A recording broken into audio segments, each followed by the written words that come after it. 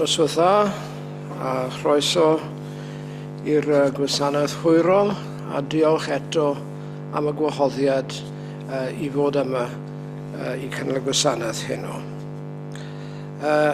Cwn i ddechrau drwy ganu emyn 32. Emyn 32. Trwy dysbryd heddiw awn, is di a moliant llawn, o dad pob dawn, clodforwn di. Daioni fel y môr, sy'n llifo at bob dôr, o ras ein ior, ein heisiau ni. Emyn 32.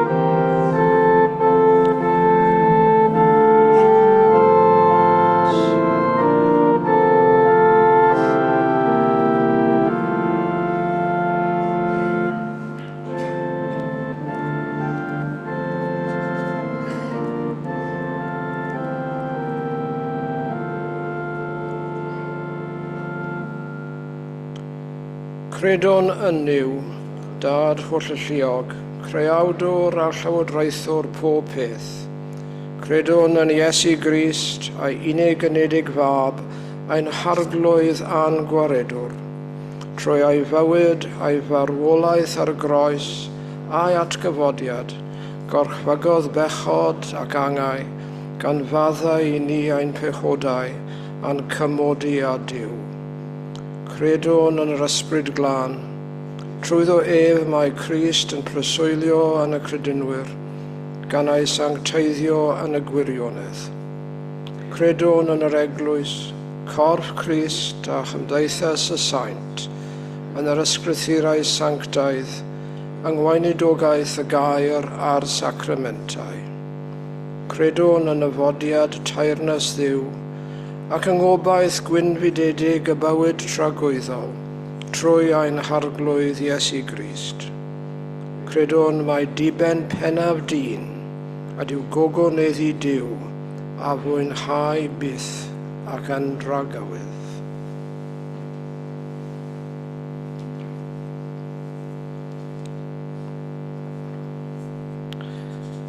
Rwyf am ddarllen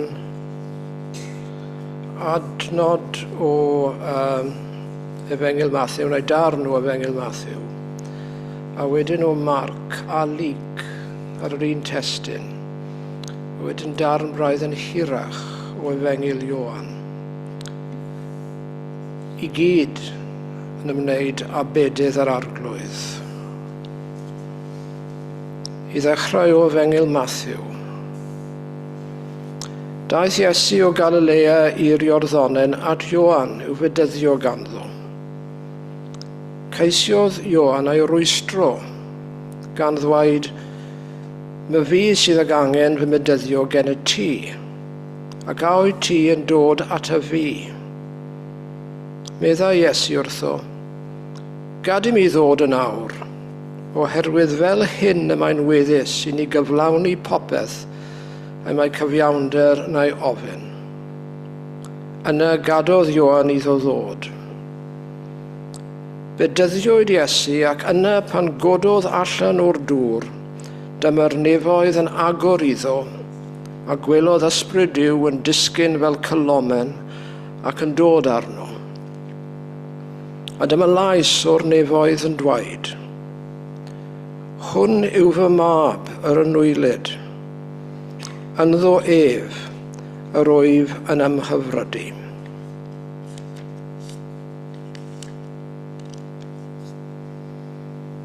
Wedyn, bedydd Iesu yn ôl Efengil Marc. Yn y dyddiau hynny, daeth Iesu o Nasareth Galilea, a bedyddiwyd ef yn afon Iorddonen gan Ioan.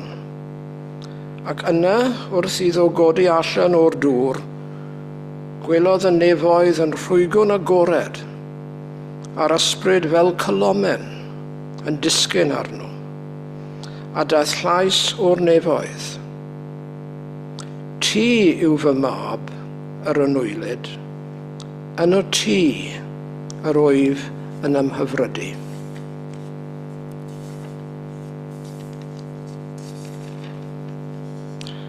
Ac yn drydydd o Efengil Luc.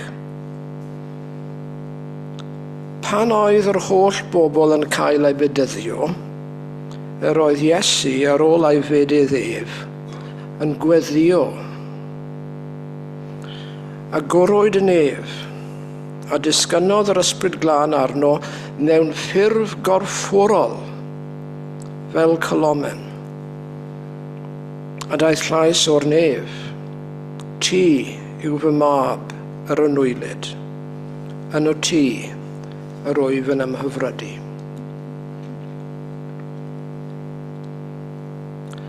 Ac yn olaf o Efengil Ioan. Y Methania, y tu hwnt i'r Iorddonen, yr oedd Ioan yn bedyddio.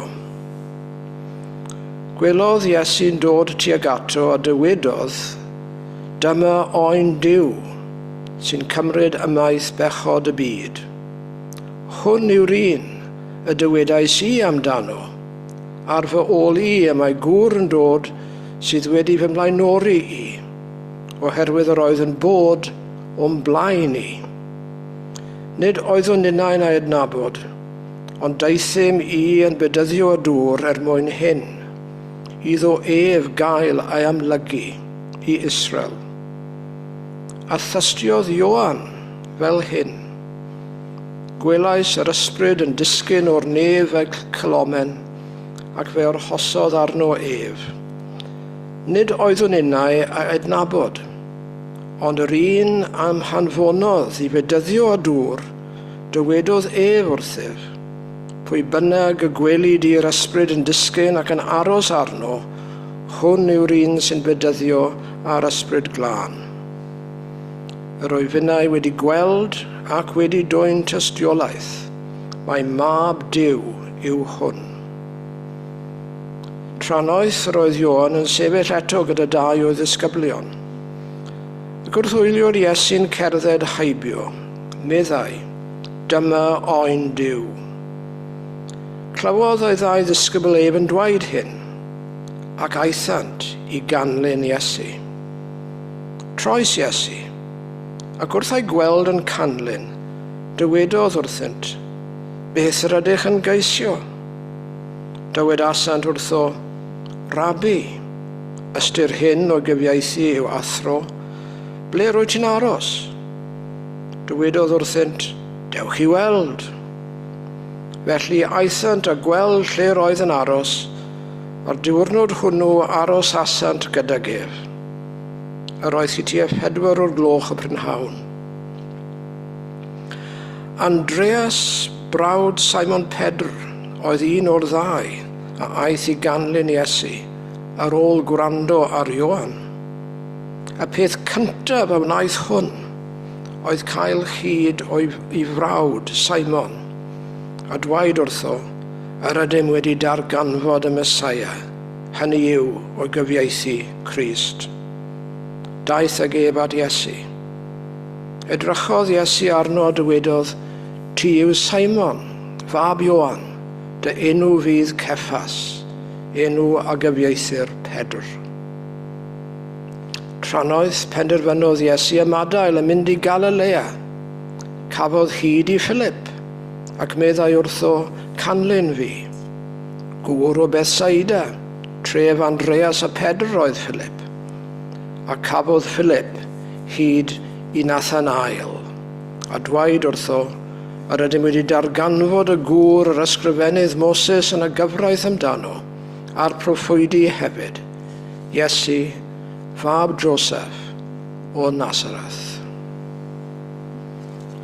Efengil yr arglwydd, diolch a fo I Dduw.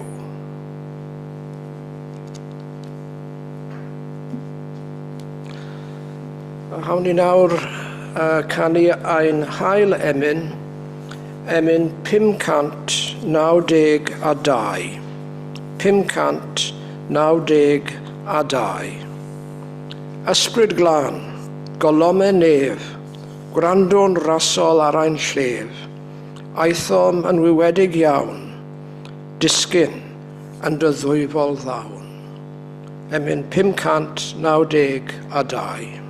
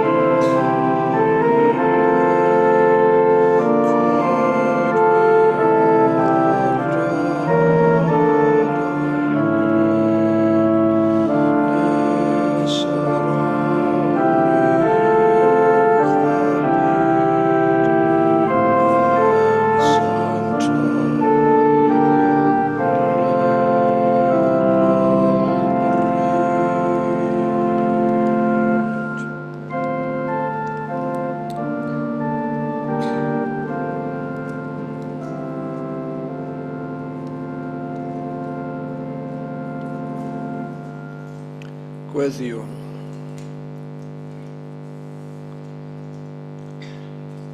A diolchwn I ti, Nefol Dad, wrth weld y dyddiau yn ehangu, gweld y lliad neu anterth heno, am brydferthwch y bydysawd a'n byd. Byd nid ydym yn haeddu, ond byd sydd yn brydferth. Diolchwn I ni I ti am y creadigaeth. Diolchwn I ti am rhodd ein bwyd a'n diod, am cyfeillgarwch ffrindiau, teuluoedd. Diolchwn I ti am rodd dy fab, ni'n gwaredu, dwy'n I achodwriaeth I ni, gwaitha, ein pechodau, ein methiant, I fyw ac I weithio yn unol a ddiwyllus berffaith di.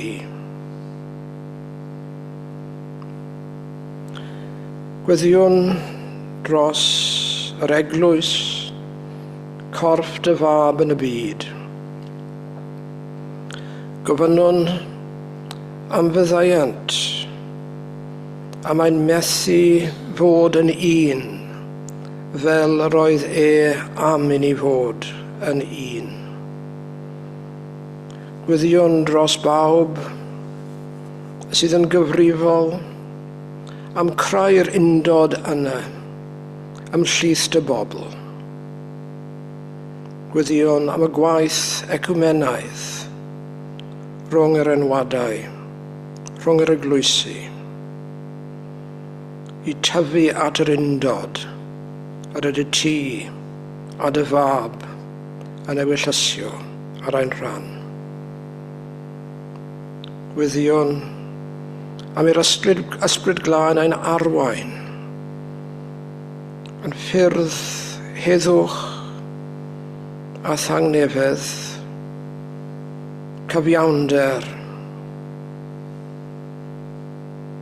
lles dy bobl.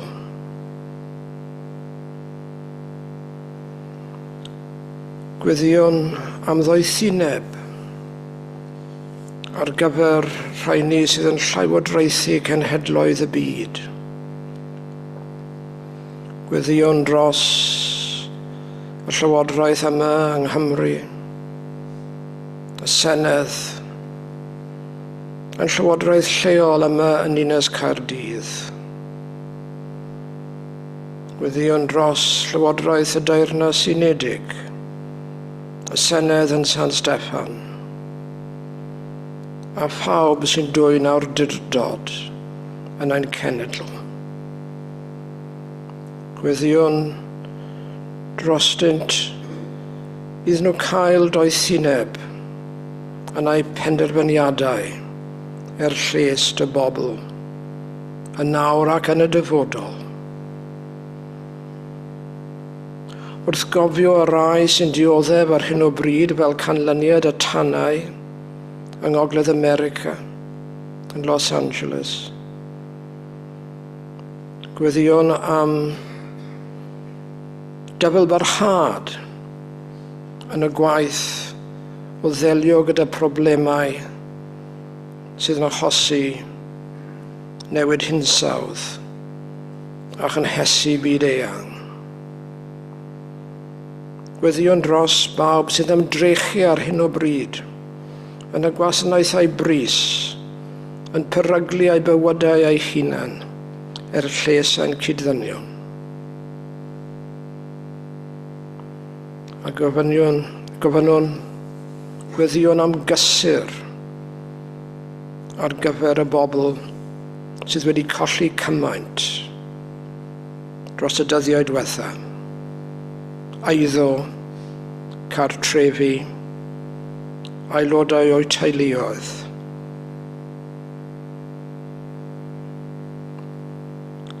Gweddiwn I ti fod gyda hwy yn ei awr o angen.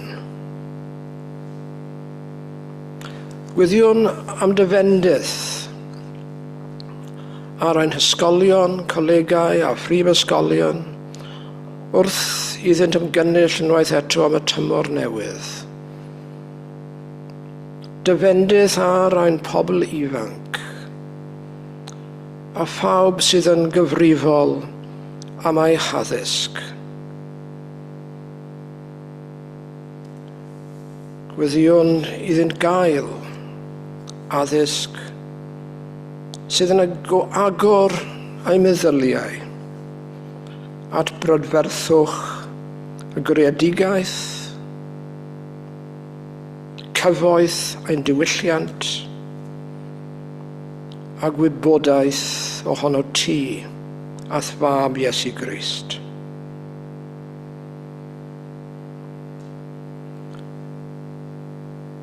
Gwyddiwn am bawb sydd mewn angen ar hyn o bryd, y pobl di-gartref, byw ar strydoedd a'n dinas. Gwyddiwn am arweinyddiaeth yr Ysbryd Glân, i dwyn dy bobl i weld fod angen defnyddio cyfoeth y mwyafrif lles y lleiafrif tlawd. Gwyddiwn am bawb ar hyn o bryd sydd yn dioddef, yn corff, meddwl neu ysbryd, yn yr ysbyty neu yn eu cartrefi. Gwyddiwn am bresenoldeb iachusol dy fab, fod gyda hwy yn ei awr o brofedigaeth. Gwyddiwn am y meddygon, y nyrsys a phawb sy'n gofalu am gleifion, am dyfendydd ar ei sgiliau, ac hefyd i ddwy'n adnoddau iddynt i'w cynnal ei gwaith. Cofion hefyd a gwyddiwn dros y rhai sydd mewn galar ar hyn o bryd. Gwyddiwn dros y ffyddlon yma dywedig. A gofynnwn bod ei hysiampl hwy, ei hysiamplau da hwy, arwain ni yn ein bywydau, i nesau at y ti. Ti, yr unig Duw, ath fab Iesu Grist, gyda'r Ysbryd Glân. Diolchwn am y fraint o dy addoli i roi moliant i ti yn y gwasanaeth hwn, ac o hyn allan yn ein bywydau wrth i ni adael yr eglwys heno. Offrymwn ein gweddiau yn enw dy fab, ein gwaredwr Iesu Grist, a gweddiwn yn y geiriau a ddysgodd ef i ni.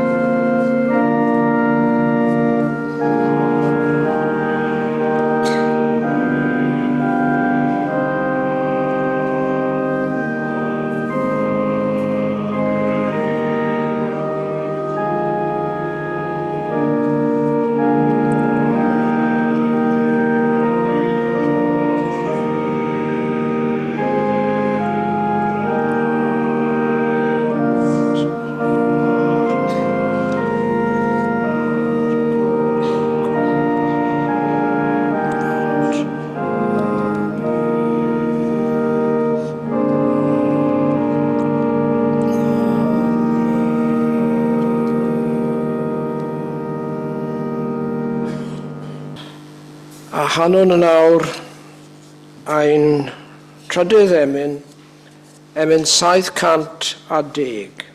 710.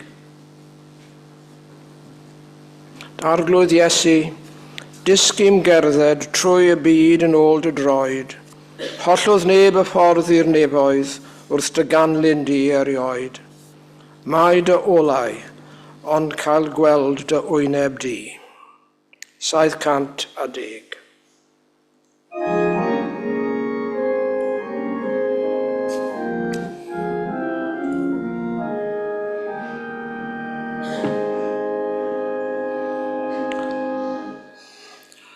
Arglwydd Iesu, disgyn gerdded trwy y byd yn ôl dy droed, hollodd neb y ffordd i'r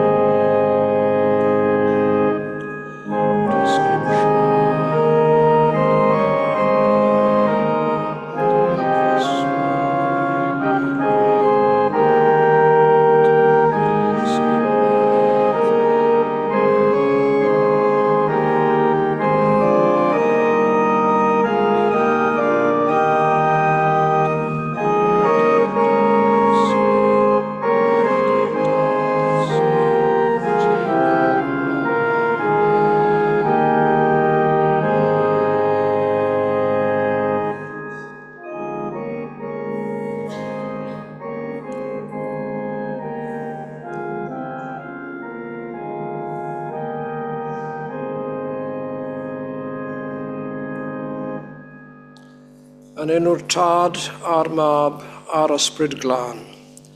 Amen. Fi am ddechrau heno wrth ofyn am eich myddaiant.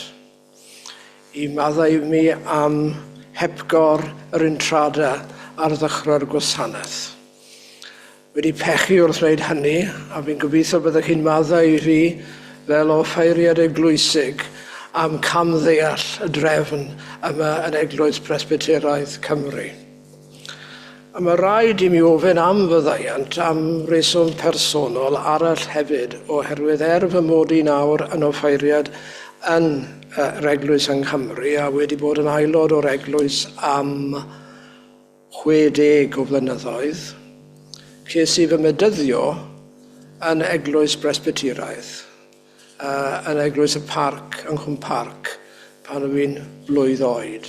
A felly dylai bod fi'n cofio o leiaf sut mae'r gwasanaeth yn cael i'w drefnu. Gair personol yna. Ail beth fi wedi gweld heno, sylwes i ddim bore yma, ond rhywbeth personol iawn, os ca fi dweud, fi'n siŵr bydd rai o chi falle nabod y bobl. Mae'n fraint ac yn bleser i bod yma, a mae'r fraint a'r pleser yn mwy oherwydd fi wedi gweld yn ymyl y pwlpit y geiriau ynglyn â pwy mae'r pwlpit wedi cael ei rhoi yng nghof amdano, a hynny yw Lyn Hywel. Fi'n credu oedd yn gweithio i Bwrdd Twristiaid Cymru. A roedd i weddw fi'n derbyn a'i fab, Nan a Gareth. A oedd Gareth Hywel ffrindiau mawr i ni fel teulu, yn croesawu ni i unol-daleithau, mwy nag unwaith, ac yn rhannu gyda ni y cyfeillgarwch fel ysgrifennydd Gogledd America ar gyfer Cymdeithas Hanes Gyfraith Cymru cyn i farwolaeth 7 mlynedd yn ôl, 7 neu 8 mlynedd yn ôl yn te. Ond mae'n bleser i fi i fod am hyn yn y pwlpit sydd wedi cael ei rhoi gan Gareth a'i fam. Cof am ei dad. Bedydd Iesu. Cymerys i darnau o'r ysgrythyr pob un o'r Efengylau. Bore yma, cymerys i darn o Efengyl Luc, hanes y bachgen Iesu yn y deml, a dim ond yn Efengyl Luc y mae'r hanes yna i'w ddarllen. Hyn o bedydd Iesu, un o'r digwyddiadau yn ei fywyd yma ar y ddaear sydd ym mhob un o'r Efengylau. Pob un o'r Efengylau yn trafod y bedydd. A felly chi'n meddwl chi wedi clywed yr un hanes 4 gwaith heno. Ond mae na wahaniaethau. Mae na wahaniaethau yn y modd y mae Matthew, Mark, Luc a Ioan yn trafod bedydd yr Iesu. A rwy'n credu bod y gwahaniaethau yna yn bwysig i'w ystyried.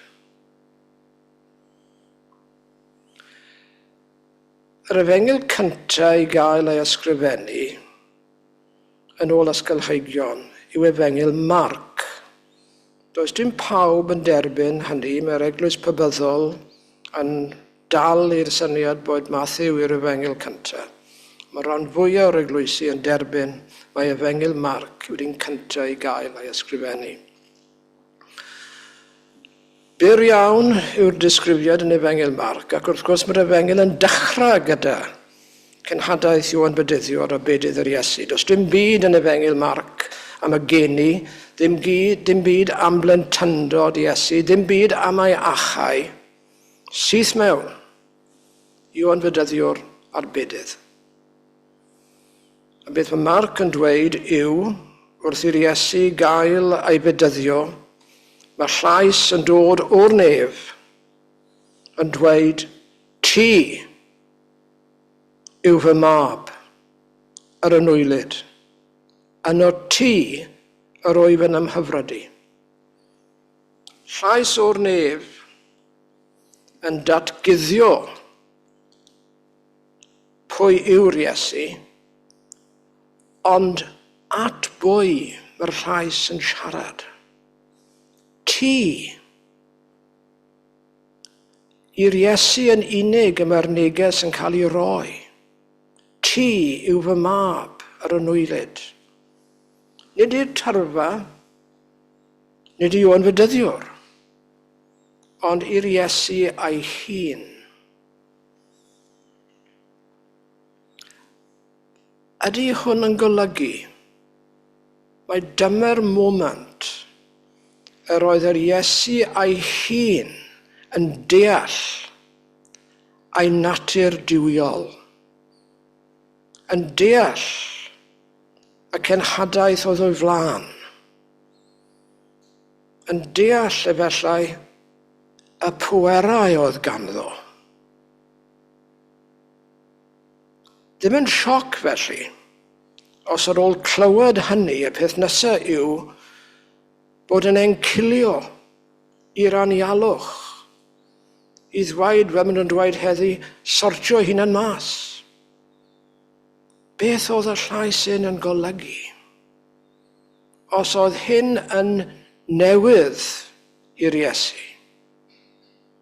oedd yn golygu Oedd hawl gyda fe I ddefnyddio pwerau oriwch naturiol I wneud pethau fel troi cerrig yn fara.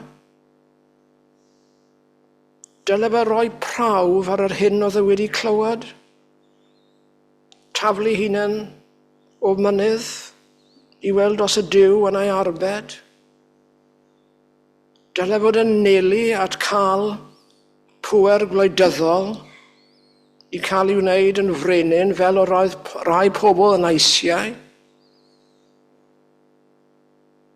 Beth oedd ystyr, y neges, beth oedd natur y gwaith oedd i'w flaen.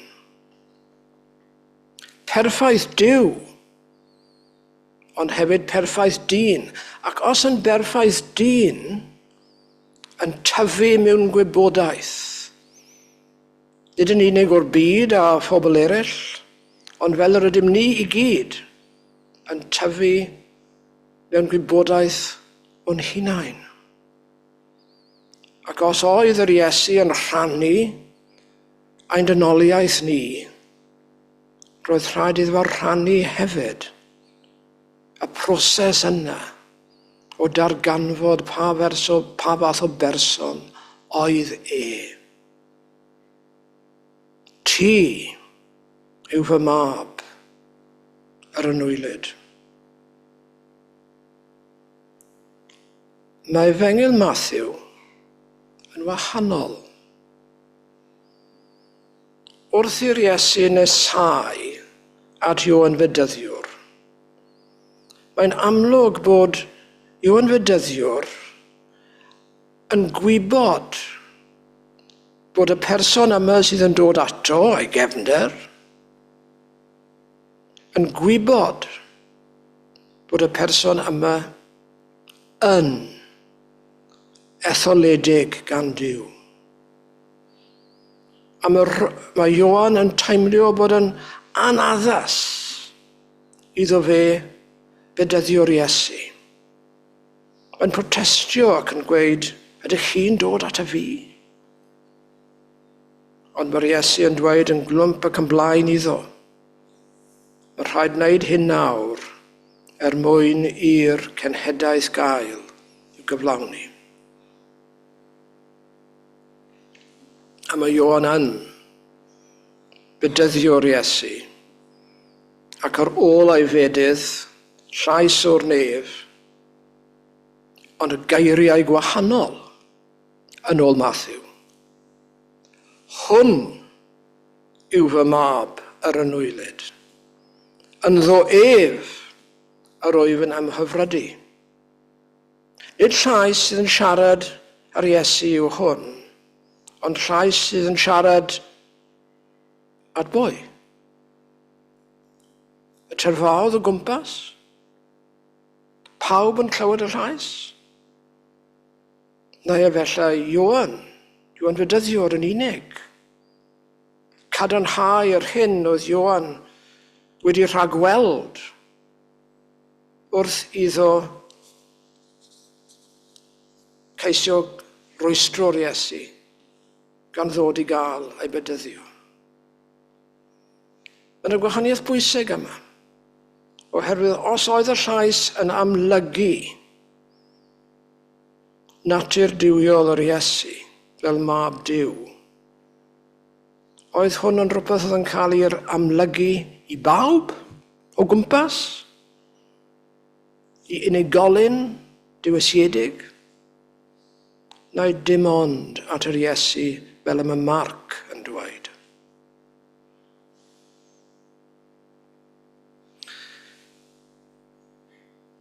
Mae Luc yn debyg iawn I Marc yn y ffordd mae'n disgrifio be dydd yr Iesu. Does dim sôn am Ioan Fedyddiwr yn ceisio rhwystro'r Iesu ddod ato. Ond, mae dau elfen yn Efengyl Luc sydd ddim yn yr Efengylau eraill. Y cyntaf yw, mae Luc yn pwysleisio'r ffaith mae ar ôl cael ei fedyddio, y mae'r Iesu yn gweddio. Ac wrth iddo weddio,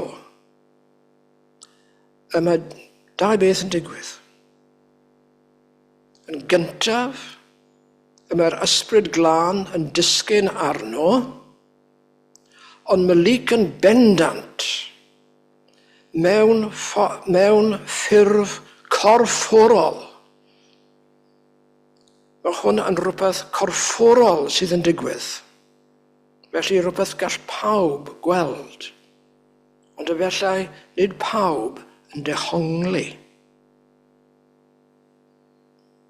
A'r llais yn dod eto, ond at yr Iesu wrth iddo weddio yn ei weddi, ti yw fy mab yr anwylid, yno ti yr wyf yn ymhyfrydu.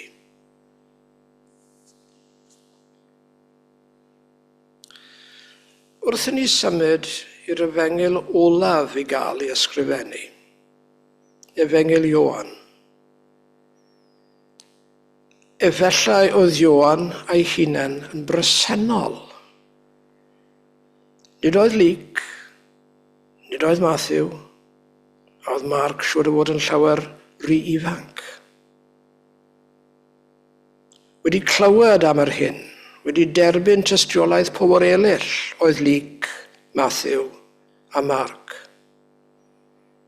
Ond yn efengyl Ioan, ni'n clywed bod Ioan Fedyddiwr yn bresennol wrth gwrs, ond hefyd Andreas, brawd Simon Pedr, a disgybl arall. A mae mwy na lai yn cael ei dderbyn mai Ioan ei hun oedd y disgybl arall. A mae Ioan ddim yn disgrifio'r seremoni o fedyddio. Does dim llais oriwch naturiol o'r nef. Beth mae Ioan yn pwysleisio yw'r effaith ar y bobl oedd yn bresennol ac yn derbyn y neges a'r canlyniadau o hynny. Ioan Fedyddiwr yw'r llais yn efengyl Ioan. Ioan yn dweud bod e wedi gweld yr Iesu'n dod ac oherwydd oedd e'n gweld yr ysbryd glân yn disgyn ar yr Iesu. Oedd hwn yn cyd-fynd ar beth oedd wedi cael ei ddweud wrth Ioan, wrth iddo ymgymryd ar gwaith o fedyddio. Wedodd Ioan, gwelais yr ysbryd yn disgyn o'r nef fel cylomen, ac fe arhosodd arno. Nid oedd unain ei adnabod, ond yr un a hanfonodd i fedyddio dywedodd wrthyf, pwy bynnag y gwelid i'r ysbryd yn disgyn ac yn aros arno, hwn yw'r un sy'n bedyddio ar ysbryd glân. Ioan, sydd wedi dehongli ar ysbryd glân yn disgyn ar yr Iesu, ac ar unwaith yn rhannu'r gwybodaeth gydag eraill. A beth sydd yn digwydd wedyn? Mae Ioan yn rhannu'r gwybodaeth gydag Andreas a'r disgybl arall, ac yn syth mae nhw'n mynd i ganlyn yr Iesu. Ond nid yn unig hynny, mae Andreas yn mynd ar unwaith i ddweud wrth ei frawd, Simon Pedr, bod nhw wedi darganfod y Mesaia. A wedyn ni'n clywed bod Philip yn cael ei tynnu atyn nhw. A'r peth cyntaf mae Philip yn wneud yw mynd a hael Nathanael. Pob un yn rhannu'r gwybodaeth, nid gyfrinach, Ond ar unwaith maen nhw'n gwybod y newyddion da am hunaniaeth yr Iesu, ar unwaith rhannu'r newyddion da, rhannu'r efengyl yn un ar genhadaeth o sicrhau bod y newydd da yn mynd ar led. A dyma'r her efallai i ni sydd hefyd wedi cael yn bydyddio yn enw'r arglwydd Iesu. Yr her i ni yw rhannu rhywbeth sydd ddim yn gyfrinach. Pob un o'r rhain yn tynnu un person arall mewn i'r gwybodaeth o hunaniaeth yr Iesu. Dwblu, mwy na lai ar unwaith, y nifer o grydynwyr. Os mae hynny'n digwydd yn ein heglwysi, os mae hynny'n digwydd yn ein byd heddiw, mae'r ffydd Cristnogol yn ehangu. Dyna'r her. Dyna, os ych chi eisiau, yw gyfrinach, cenhadaeth, pawb sydd wedi cael ei bydyddio yn un o'r arglwydd. Hi'n cofio fi'n siŵr adeg y pandemig, yr ofn oedd sy pob person oedd yn cael y Covid yn rhoi i un neu ddoi person eraill. So hwnna wedi bod yn drychineb. Ond os beth ni'n rhannu yw nid haint, ond yr efengyl, nid drychineb yn ein byd yw, ond bendith. Ac i roi'r bendith yna yw ein her ni fel Cristnogion.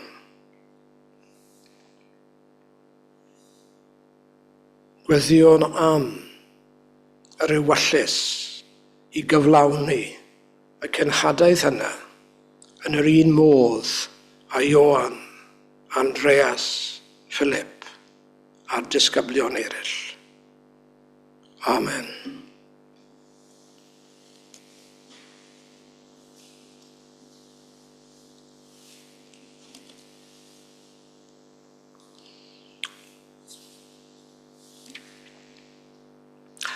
A hanner yn awr ein hemyn olaf, emyn 598. 598. Ysbryd y gorfoledd, tyrd i'n calon ni, fe ddaw can i'n henaid wrth dydnabod di.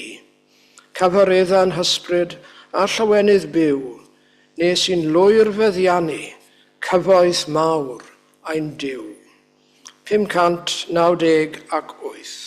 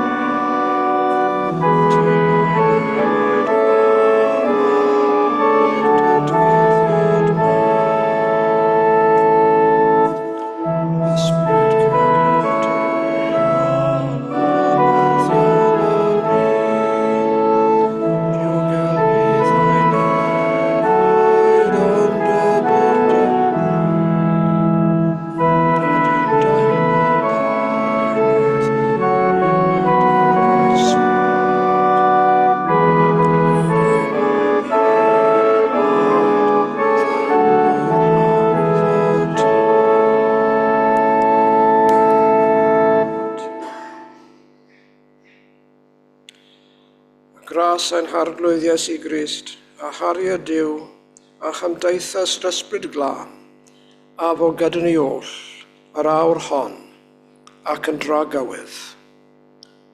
Amen.